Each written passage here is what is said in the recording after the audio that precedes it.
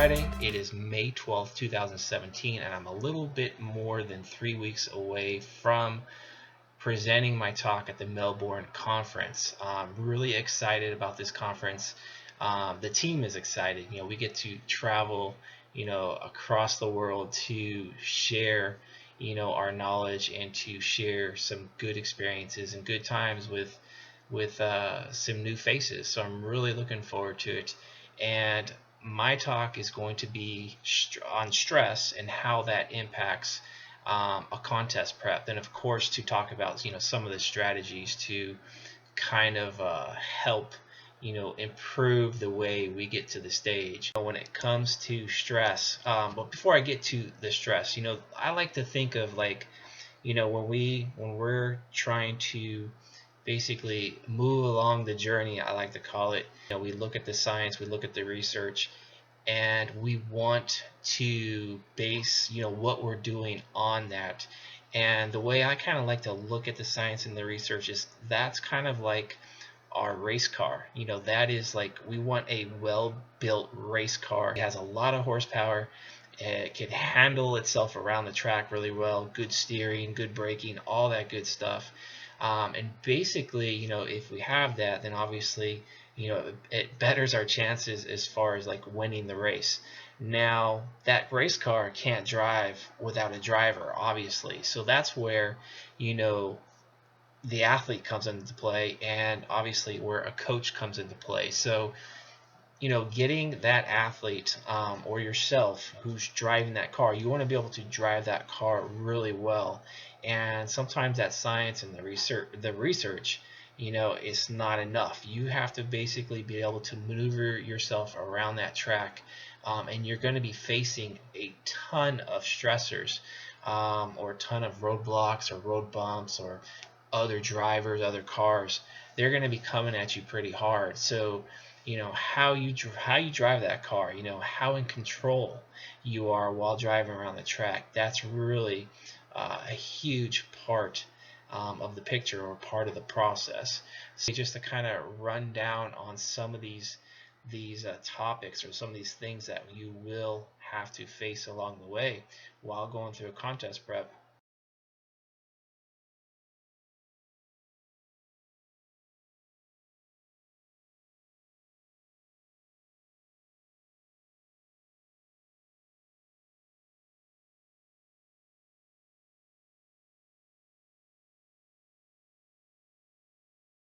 Those are going to be in your way when you're driving your car. So it's about, okay, how can I maneuver my way through all that, to get to our very best, and to get on that stage where we're putting a really healthy and our best physique up there, while keeping life outside of the bodybuilding world intact as well. Just one aspect of these things I mentioned for this particular vlog or journal. I'm going to go over slow progress and plateaus. Yeah, I mean, I think, for the most part, whenever we're seeing slow progress, or we're not seeing progress at all, we're basically just, stall out and we plateau.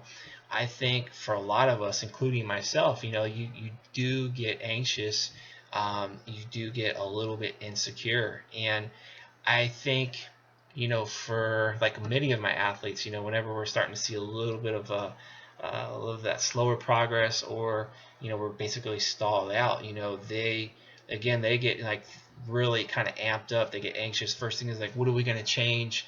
Do we need to throw a bunch of more cardio in there? Do we need to slash calories way down? What do we need to do? Skip refeeds? I think because of that anxiousness and the insecurity, it's easy to fall prey or fall into that trap of making emotional adjustments or emotional decisions, because we're kind of in the moment. Like we're really not able to kind of see the big picture because of the insecurities that's kind of driving us. So sometimes we can make those emotional adjustments, emotional decisions that really probably aren't in our best interest. So a lot of times, this can mean, we make premature changes to our protocols, maybe we don't even need to make a change. It's just, so, prematurely we might be making a change that we don't even need to make. Another thing too is we tend to want to make overly assertive changes, like big, like, calorie cuts, or a lot of cardio thrown at our way, or a little of both. Just really just getting a little too assertive, which can have negative consequences by doing that. So I think, when we are seeing a little bit of those moments where maybe things aren't really moving, there's not a lot of momentum going, we kind of have to step back and look at the big picture, though, and kind of, analyze and assess everything that's kind of going on. And sometimes, the best change would be no change. Sometimes you just got to be patient, and you have to trust in the process, and you need just a little more time with what you're doing, to let it evolve a little bit longer. And often, you might start to see some of that momentum pick up just by doing nothing. And another thing too is, like, you have to kind of assess, okay, are you doing everything you should be doing with the current protocol in order to really kind of see the most bang for your buck? It's often that, some athletes, including myself, where, maybe, I'm not hitting my macros right on the button. Maybe there's like, okay, 20 calories here, 30 calories there, or I'm missing out on a cardio session, or, maybe I'm catching myself not doing my daily activities like I normally do. Like, I find myself sitting more. So things like that's like, okay, you got to kind of look at the big picture and say, okay, are the protocols that I am supposed to be hitting, am I doing what I'm supposed to be doing? Obviously, if you are, then from there it's like, okay, maybe now I need to say, okay, let's just make a subtle small change, and that can easily, regain momentum and break through some slow progress or a plateau. So just making a small change, maybe, lowering calories down just a little bit, maybe adding in just a little bit of cardio, or it could just be like something with your daily routine, where maybe, you're, doing a little more housework or something like that. Like, as of late, for me personally, I've been making it a point to do a lot more yard work. And just by doing that, I haven't really changed anything else to my protocols. I'm starting to see a little bit faster progress as far as fat loss. So these small little things can make a huge difference, and you have to give that time as well. So if you do make a small change, don't expect big changes to be happening like super fast. You have to give it a few days, a week, maybe even a couple weeks to kind of let it ride and see if you are able to pick up some new momentum. And another thing that you can do if you're truly, really stuck with your contest prep as far as fat loss, is taking a prep deload or a diet break, or even, just basically taking, if it's a training, let's say you're stalled out in training, then maybe a training deload, or even like toning cardio down. So in a sense, if your weight loss is stalled, maybe it's not about cutting calories or adding in cardio, but maybe you just need to have a diet break. Like, your body may just be been pushed a little too much.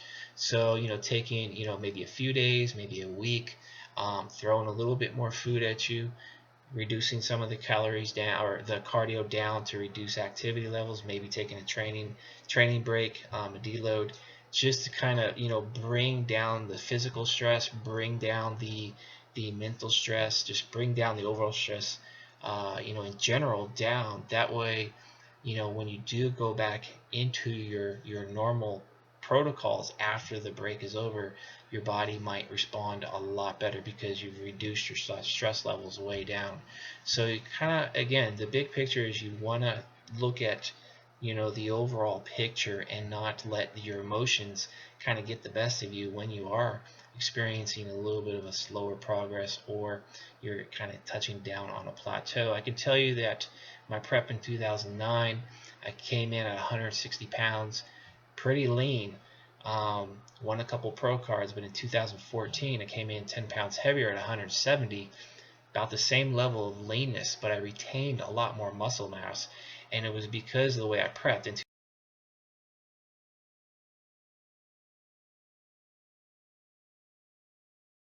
2009, it was more of a of a basically an anxious and insecure prep.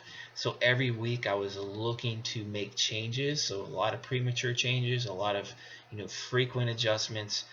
So the prep in a sense was overly assertive, whereas in 2014, I was patient and I was trusting of the process, and I kept the big picture in mind. Like, it wasn't just about fat loss, but it was all about keeping my performance in the weight room intact, keeping life outside the gym intact, and just really trying to make sure that the changes that I was making was very subtle, and I was allowing plenty of time to get the job done. So just overall, the stress levels were much lower, and it was a much better environment to prep in.